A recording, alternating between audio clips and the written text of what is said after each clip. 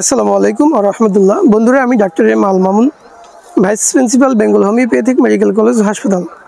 বন্ধুরা, আজ আমি আলোচনা করব যে স্মৃতিশক্তি বৃদ্ধির জন্য হোমিওপ্যাথিতে কিছু ওষুধ রয়েছে সেই বিষয়টি নিয়ে। মূলত স্মৃতিশক্তি এমন একটি বিষয়, এটি খুব একটি সেন্সিটিভ বিষয়। তো এই বিষয়ে অনেকেই অনেক রকমের বিভিন্ন রকমের কথা শুনে থাকে, বিভিন্ন রকমের ওষুধের কথা শুনে থাকে। তো এই চিকিৎসাটা মূলত এরকম কোনো চিকিৎসা না যে মন চাইলেও আমি কিছু ওষুধ খেলাম আর স্মৃতিশক্তি বেড়ে আইনস্টাইন হয়ে গেলাম, এরকম না বিষয়টা। স্মৃতিশক্তি বৃদ্ধির জন্য মূলত হোমিওপ্যাথিতে ওষুধ আছে, তবে এটা চিকিৎসার পর্যায়ের ওষুধ। অর্থাৎ মন চাইলে একজন খেতে পারে, মন চাইলে একজন খেয়ে ফেলবে এবং খেলে তার কাজ হবে, এরকম না বিষয়টা।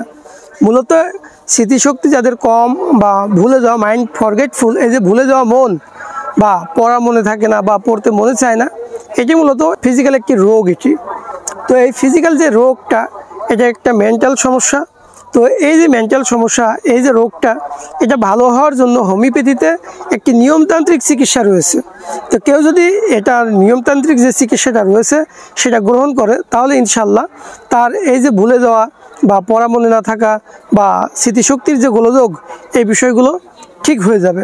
তো মূলত হোমিওপ্যাথিতে এই চিকিৎসার জন্য একটা রোগীকে কেস টেকিং করতে হয়। অর্থাৎ এই রোগীর যত রকমের সমস্যা রয়েছে সবগুলো সমস্যা ভালো করে জেনে বুঝে লিখে নিয়ে তারপরে রেপার্টাইজেশনের মাধ্যমে তার জন্য একটি, যখন আমরা কেস টেকিং করার পরে রেপার্টাইজেশনের মাধ্যমে একটি ওষুধ সিলেকশন করতে হয়। তো এক্ষেত্রে রোগীর A to Z সকল লক্ষণ আমাদেরকে জানতে হবে। তারপরে মূলত আমরা এই স্মৃতিশক্তি বৃদ্ধির জন্য বা তার ভুলে যাওয়ার যে সমস্যা রয়েছে, এই সমস্যার সমাধানের জন্য আমরা চিকিৎসা দিতে পারি। তো এই চিকিৎসার জন্য হোমিওপ্যাথিতে যে ওষুধটি সর্বপ্রথম আমাদের ব্যবহৃত হয়ে থাকে সেটি হচ্ছে মেডোরিনাম। হোমিওপ্যাথিতে এই স্মৃতিশক্তি বৃদ্ধির জন্য বা ভুলে যাওয়া যে রোগটি রয়েছে, ধরনের সমস্যার সমাধানের জন্য হোমিওপ্যাথিতে সর্বপ্রথম যে ওষুধটির কথা আসে সেই ওষুধটির নাম হচ্ছে মেডোরিনাম। মেডোরিনাম ওষুধটি মূলত যাদের এই ধরনের সমস্যা রয়েছে, যে যারা সহজেই কোনো কথা ভুলে যায়, দেখা যাচ্ছে নগদ কোনো কাজ কিছুদিন পূর্বে বা কিছু সময়ের আগে যে সকল কাজগুলো করেছে, এই কাজগুলো সে ভুলে যাচ্ছে, কিন্তু তার অতীতের কথা তার মনে থাকে, দীর্ঘদিন আগের কথা তার মনে থাকে, কিন্তু নগদে যে কাজগুলো করেছে বা যে কাজগুলো তার স্মৃতিতে ছিল সেগুলো সে ভুলে যাচ্ছে। এই যে সমস্যা, এই ধরনের সমস্যার সমাধানের জন্য মূলত মেডোরিনাম খুব ভালো কাজ করে থাকে। বন্ধুরা, এরপরে আরেকটি ওষুধ রয়েছে, সেই ওষুধটির নাম হচ্ছে ক্যালিফসফরিকাম। এই ক্যালিফসফরিকাম ওষুধটি মূলত যাদের এ ধরনের সমস্যা রয়েছে, যে যারা দীর্ঘদিন যাবৎ বিভিন্ন সময় এ ধরনের সমস্যা, রক্ত স্বল্পতা বা শারীরিক নিউট্রিশনের অভাব রয়েছে, এই ধরনের অভাবের কারণে যাদের ঘুমের সমস্যা রয়েছে, ঘুম সঠিকভাবে হয় না, ঘুম শর্ট হয়, অর্থাৎ অল্প অল্প ঘুম হয়, রাতের বেলা দেখা যাচ্ছে যে ঘুম ভেঙে ভেঙে যায়, এ ধরনের সমস্যা যাদের রয়েছে, এ ধরনের সমস্যা যাদের থাকে এবং এর কারণে যদি কোনো মানুষের এ ধরনের সমস্যা হয়ে থাকে যে সে স্মৃতিশক্তি তার দুর্বল, সে অল্পতেই কোনো কিছু ভুলে যায়, মনে রাখতে পারে না বা দীর্ঘ সময় লেখাপড়া করতে পারে না, এই ধরনের সমস্যা যদি থাকে, তাহলে তার জন্য ওষুধ হবে এই ক্যালিফসফরিকাম। আর ক্যালিফসফরিকাম ওষুধটি ব্যবহার করার সাথে সাথেই আরেকটি ওষুধের কথা মনে চলে আসে বা আরেকটি ওষুধ ব্যবহার করতেই হয়, সেটি হচ্ছে ক্যালকেরিয়া ফসফরিকাম। তো মূলত এই ক্যালিফসফরিকাম এবং ক্যালকেরিয়া ফসফরিকাম, এই ওষুধগুলো মূলত যারা অল্প বয়সী বা যারা স্টুডেন্ট তাদের জন্য মূলত বেশি ব্যবহৃত হয়ে থাকে। এই ওষুধগুলো একই সাথে তার শারীরিক যে দুর্বলতা আছে সেটা দূর করে, তার মানসিক যে দুর্বলতা আছে সেটা দূর করে, তার রক্তের যে স্বল্পতা থাকে সেই রক্ত স্বল্পতা দূর করে। এছাড়াও এই ক্যালিফস এবং ক্যালকেরিয়াফস বলা যেতে পারে যে একটা মহা উপকারী ওষুধ, এই বিশেষ করে যাদের যারা ছাত্র তাদের জন্য।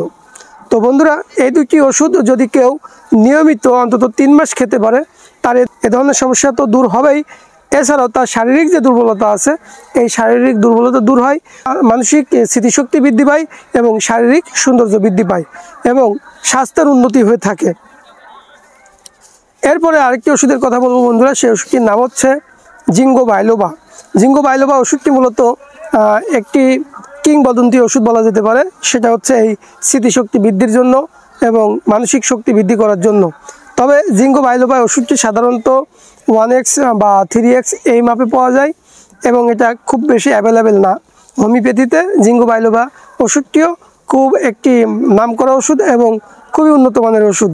তো বন্ধুরা, এই যে ওষুধগুলোর কথা বললাম, এই ওষুধগুলোর সাথে অবশ্যই একটি সিলেক্টেড পোটেন্সি লাগবে। তো সিলেক্টেড পোটেন্সি কাকে বলা হচ্ছে? সিলেক্টেড পোটেন্সি হচ্ছে সেই ওষুধগুলো যে ওষুধগুলো মূলত একজন রোগীর সার্বিক লক্ষণের উপর ভিত্তি করে নির্ধারণ করা হয়, সেটাকে বলা হচ্ছে সিলেক্টেড পোটেন্সি।